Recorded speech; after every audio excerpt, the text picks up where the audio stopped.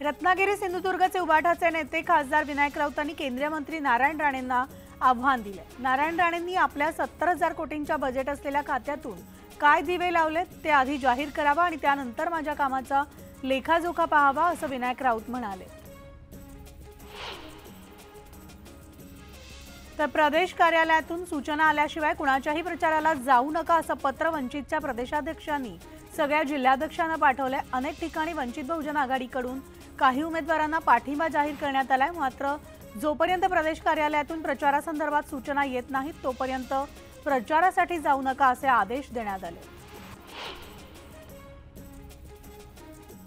नागपूरच्या रामटेक लोकसभा मतदारसंघात वंचितने काँग्रेसचे बंडखोर उमेदवार किशोर गजभिये यांना बुधवारी पाठिंबा जाहीर केलाय, त्यामुळे काँग्रेसची डोकेदुखी वाढली आहे। किशोर गजभिये आंबेडकरी चळवळीमधील असल्यामुळे काँग्रेसला मतविभाजनाची भीती वाटते। काँग्रेसच्या रश्मी परवे यांच्या जातवैधता प्रमाणपत्र रद्द प्रकरणावर आज हायकोर्टात निर्णय येण्याची शक्यता आहे। काल न्यायालयाने सगळ्या पक्षांचा युक्तिवाद ऐकल्यानंतर आजच्या येणाऱ्या निकालाकडे सगळ्यांचंच लक्ष लागलंय। प्रहारचे आमदार बच्चू कडू यांना एका अज्ञात व्यक्तीने जीवे मारण्याची धमकी दिली। जास्त उडवूड करू नका, तुलाही केजरीवाल सारखं जेलमध्ये टाकू नाहीतर उडवून टाकू अशी धमकी दिली असून या प्रकरणी आता सिटी कोतवाली पोलीस ठाण्यामध्ये तक्रार दाखल करण्यात आली आहे। गुढीपाडव्याला शिवतीर्थवर मनसेचा मेळावा पार पडणार आहे आणि या मेळाव्याआधी मनसेकडून सोशल मीडियावर एक पोस्टर जारी करण्यात आलंय। शिवाजी पार्कमध्ये होणाऱ्या या मेळाव्याच्या माध्यमातून राज ठाकरे काय संदेश देत आहेत याकडे आता सगळ्या कार्यकर्त्यांचं लक्ष लागलंय। ठाकरे गटाने कल्याण लोकसभेसाठी वैशाली दरेकर राणे यांना उमेदवारी दिल्यानंतर खासदार डॉक्टर श्रीकांत शिंदे यांनी प्रतिक्रिया दिली आहे। प्रत्येक उमेदवार हा ताकदवान आहे असं समजूनच शिवसैनिक कामाला लागतात असं श्रीकांत शिंदे म्हणाले।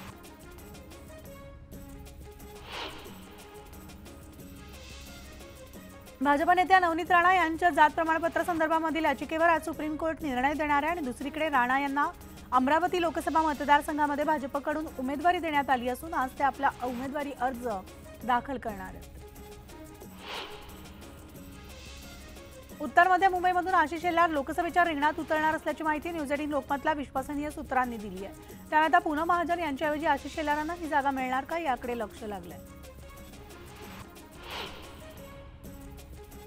राष्ट्रवादीचे आमदार एकनाथ खडसे पुन्हा स्वगृही भाजपमध्ये परतणार असल्याच्या चर्चांना उधाण आले। याच मुद्द्यावरून भाजप नेते गिरीश महाजन यांनी एकनाथ खडसे यांना डिवचलंय। ज्या पक्षाने आपल्याला आमदार केलं त्याच पक्षाला विश्वासात घेऊन दुसऱ्या पक्षात जाईन असं त्यांचं म्हणणं योग्य आहे का असं म्हणत त्यांनी खडसेंना सवाल विचारलाय। संजय निरुपम यांची काँग्रेसमधून हकालपट्टी करण्यात आली आहे। मित्रपक्ष विरोधी भूमिका घेतल्याबद्दल पक्षाने ही कारवाई केली असून त्यांना 6 वर्षांसाठी पक्षातून आता निलंबित करण्यात आले। प्रकाश आंबेडकरांचे धाकटे बंधू रिपब्लिकन सेनेचे अध्यक्ष आनंदराज आंबेडकरांनी अमरावती लोकसभा मतदारसंघातून उमेदवारी अर्ज मागे घेतलाय। वंचित बहुजन आघाडीकडे पाठिंब्यासाठी आनंदराज आंबेडकरांनी मागणी केली होती, मात्र वंचितने पाठिंबा न दिल्यामुळे आनंदराज आंबेडकरांनी नाराजी व्यक्त केली आहे। हिंगोलीचे खासदार हेमंत पाटील यांनी हिंगोली लोकसभेचे शिवसेनेचे नव्याने जाहीर झालेले उमेदवार बाबूराव कदम कोहळीकर यांची भेट घेतली आणि अभिनंदन करून शुभेच्छा दिल्या। पक्षाने आधी उमेदवारी जाहीर करायला नको होती, मात्र वरिष्ठांना पक्षश्रेष्ठींना काही अडचणी असतात, काही तडजोडी असतात असं हेमंत पाटलांनी म्हटलंय। बीडमध्ये शिवसेना उपजिल्हाप्रमुख ज्ञानेश्वर खांडे यांच्यावर प्राणघातक हल्ला करण्यात आल्याची घटना घडली आहे। तर गाडी अडवून 7 ते 8 जणांनी लोखंडी रॉडने त्यांना जबर मारहाण करण्यात आली आहे। या प्रकरणी पिंपळनेर पोलीस ठाण्यात गुन्हा दाखल करण्यात आला आहे।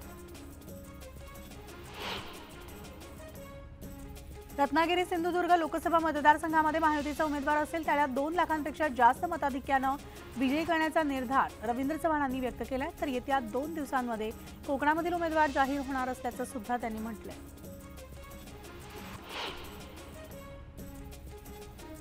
गोंदियामध्ये झालेल्या रोहित पवारांच्या सभेमध्ये पवार गट काँग्रेसमध्ये असमन्वय असल्याचं पाहायला मिळालं। काँग्रेसचे उमेदवार प्रशांत पडोळे यांच्या प्रचारासाठी रोहित पवारांनी सभेचं आयोजन केलं होतं, मात्र या सभेला काँग्रेसचे उमेदवार प्रशांत पडोळे तसंच काँग्रेसचे मुख्य नेते सुद्धा उपस्थित नव्हते आणि त्यामुळे चर्चांना उधाण आले।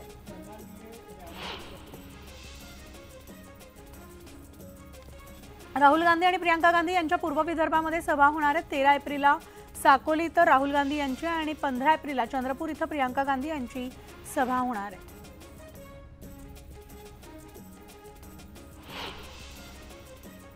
आणि आता एक ब्रेकिंग